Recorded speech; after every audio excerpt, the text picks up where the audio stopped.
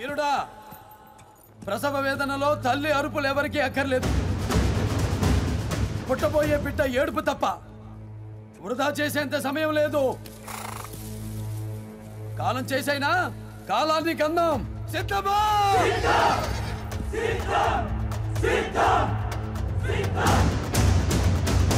సిద్ధమా?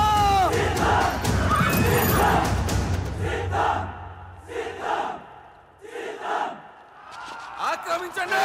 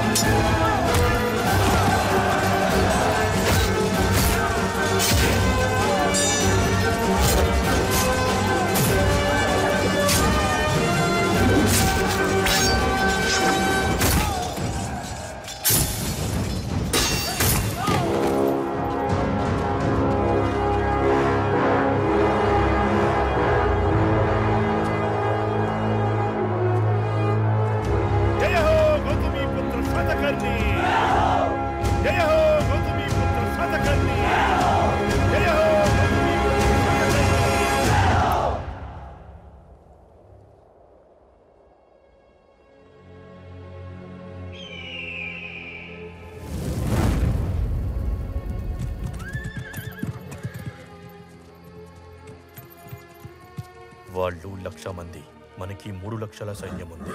25,000 మందిని చంపాం, 60,000 మందిని చంపుకున్నాం. అయితే ఏం, ఇంకా మన సైన్యం 2,40,000. ఇప్పుడు వాళ్ళ సంఖ్య కేవలం 75,000. ఈ యుద్ధం ఇలాగే కొనసాగిన 3వ నాటికి వాళ్ళ సంఖ్య ముగిసిపోతుంది. అప్పటికీ మన సేన మిగిలుంటుంది. ఈ దేశం మనదవుతుంది. శాతకర్ణి ఒక్కడు మిగులుంటే చాలు డెమిట్రియస్, మనలో ఒక్కరూ మిగలరు. మీరతన్ని యుద్ధంలో చూశారు, నేనతనిలోనే యుద్ధాన్ని చూశాను. అంటే వాడికి చావు లేదా? ఉంది. దాని పేరు ఎథీనా. అపార సైన్యం చేయలేనిది ఆడది చేస్తుంది.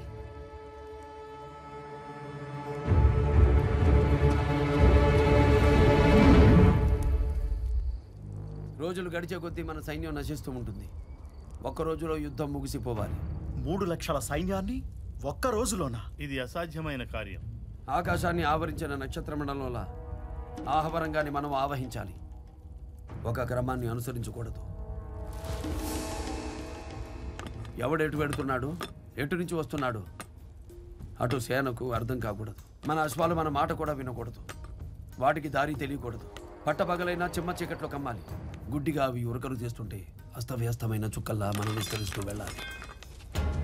అందుకు వాటి కళ్ళకు గంతలు కట్టాలి, కళ్ళెం ఒడిసి పట్టాలి. వాటి గిట్టెల కింద పడి ఎన్ని లక్షల పడగలైనా అణిగిపోతాయి.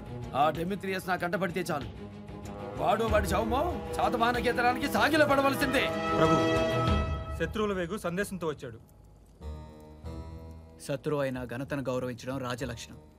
నేటి సమరంలో మీ సేనల స్వైర విహారం మాకు ముచ్చటేసింది. కానీ అపార జన నష్టం మమ్మల్ని ఆలోచింపజేసింది. ఉభయులకు సమ్మతమైన మధ్య మార్గాన్ని అనుసరించడం మన ధర్మం. అంగీకరిస్తే మా అంతరంగాన్ని ఏకాంతంగా మీకు తెలియజేస్తాం. ఆహ్వానిస్తారని ఆశిస్తూ యవన సామ్రాట్ డెమిత్రియస్. ప్రభు, నమ్మవద్దు. ఇది పగవాడి పన్నుగడ. ప్రజాక్షేమమన్న మాటకు తలవంచడం ప్రభు బాధ్యత. సమ్మతమే. రమ్మను.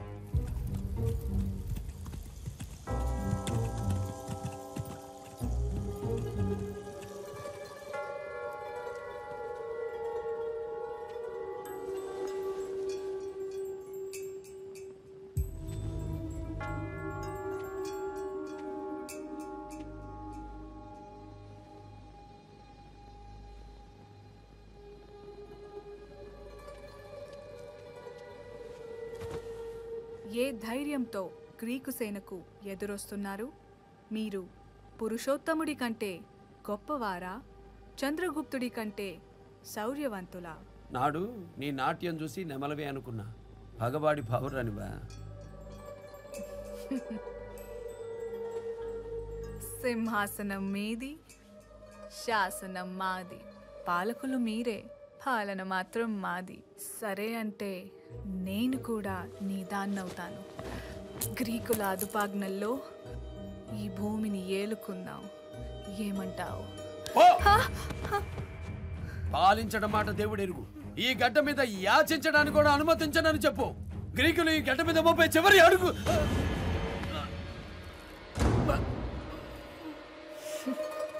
ఇప్పుడు నీ రక్తంలో ఉంది రోషం కాదు, విషం. ఈ కాలనాగు కక్కిన కాలకూట విషం.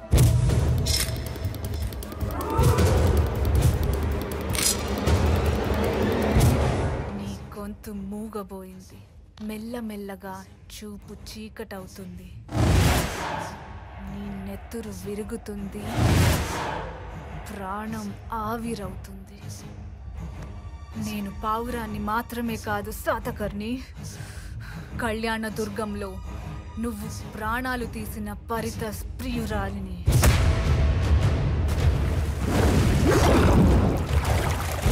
నీ మరణం నా పరితస్కి నేనిస్తున్న బహుమానం. చచ్చిపో, ఇక సెలవు.